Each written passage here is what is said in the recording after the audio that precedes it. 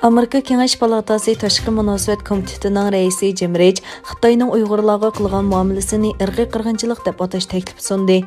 Amerika Kengash palatasi Tashqi munosabat komitetining seshanba kuni e'lon qilishicha, partiya hal qilgan bir guruh Kengash palata a'zosi Xitoyning Uyg'urlarga qilgan dafsandichiligini irqiy qirg'inchilik deb atashni tashabbus qilib bir loyiha sungan. Kengash palatasi a'zolari Jim Rich, John Cornyn va Robert birlikda dushanba kuni bu qonun loyihasini tunishtirgan. Mazkur komitetning aytishicha, bu taklif loyihasida Beijingning siyosatlarining mas'uliyatini surishti qilish va zulmni oxirlashtirish uchun bir xalqaroliq mexanizm qurish tashabbus qilingan. Jim Rich mundaq dedi: Xitoyning hukumatining Sharqi Turkistondagi sistemalik to'g'mas qilib etish, majburiy bola tushirish va boshqa qilmishlari haqiqatan yerganishliq. U yana Uyg'ur va boshqa musulmon osonliq millatlarni nishon qilgan bu harakatlar Birlashgan Davlatlar Tashkiloti ahdnomasiga asosan irqiy qirg'inchilikni tashkil qiladi.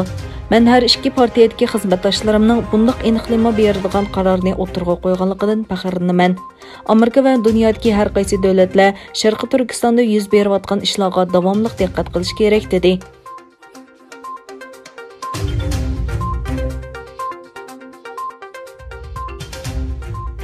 Sharqi Turkiston kishilik huquqni ko'zitish tashkiloti Indoneziyada qo'lga olingandan keyin Xitoyga topshirib berilgan 4 Uyg'ur uchun axborot e'lon qilish yig'ini o'tkazdi.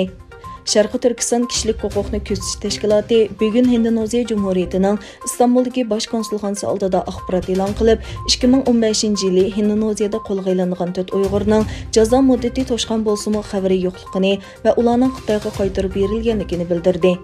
Bayonotda mundaq deyildi: Hech qanday Sharqi Turkistonlikning Xitoyga qaytarilmasligi va ovozimizni dunyoga anglatish uchun axborot e'lon qilyapmiz. Yana bir tarafdan Amerikadagi mustaqil faoliyatchi Tahir Emin ijtimoiy aloqa to'g'rida bayonot e'lon qilib, o'zining va bir turkum Uyg'urlarning Indoneziyaning Washingtondagi bosh elchixonasiga berib, 4 Uyg'ur haqida ma'lumot so'raganligini bildirdi. Sharqi Turkistonda 8 milliondan ortiq kishi jazo lagerlariga qamalgan va kishilik huquq dafsandichiligi irqiy qirg'inchilikqa aylangan mushundaq mezgilda Indoneziyadan qaytarilganligi ilgari surilgan 4 Uyg'urning taqdiri jamoat fikrida og'ir andisha va iztiroblarni paydo qildi.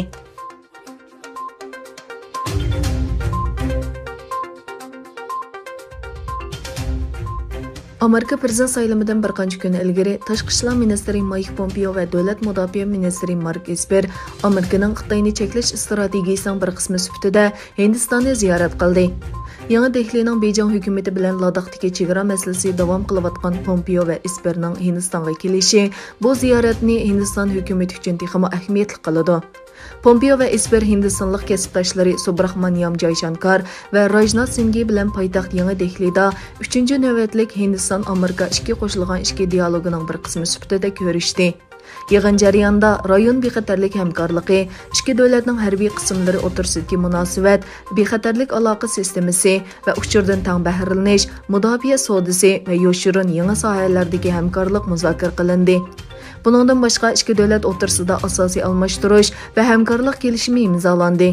Kelishimga asosan Hindiston Amerika harbiy sun'iy hamrohidan haqiqiy sezgur sonliq ma'lumot, yer shakli tasviri, maxfiy jo'grafiyalik va muhim halqaliq uchurlarga erishalaydi. Pompeo bayonotida Hindiston bilan Amerikaning Xitoy kompartiyasi elib kelgan tahdidlarla emas, balki barliq tahdidga qarshi hamkorlikni kuchaytirganligini aytdi.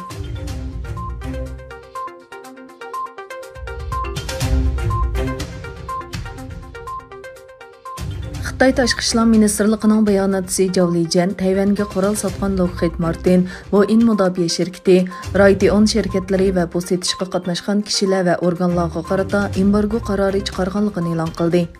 Amerika oldin qatda Tayvanga 1 milliard 800 million dollarlik boshqarilgan bomba, raketa zambiraklari, havo razvedka senzori va munosabatlik uskunlarni setishni tasdiqlagan edi.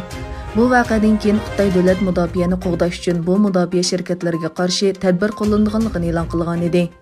Bir Xitoy prinsipiga qarshi harakat deb qaralgan qurol setishi Xitoy tarafidan bir tahdid deb qaralmoqda.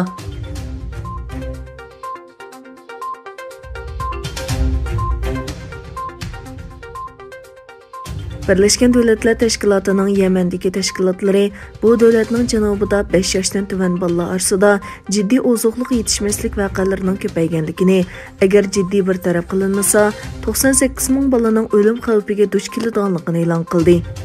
Birleşken Devletler Teşkilatı Yemeklik ve Yezigilik Teşkilatı, Birleşken Devletler Teşkilatı Balalar Fondi ve Birleşken Devletler Teşkilatı Dünya Yemeklik Programmasının birleşme yazma bayonotiда 3 teşkilatning ciddi ozuqliq yetishmaslik masaladagi eng yangi tekshirishi 2020 yili Yemenning janubidagi ciddi ozuqliq yetishmaslik ahvolining taxminan %10% oshganligini oshkorladi deyildi. Yemenning janubidagi 5 yoshdan tuvan 1.400.000 bola bo'lgan 133 rayon asos qilingan bayonotda mundaq deyildi.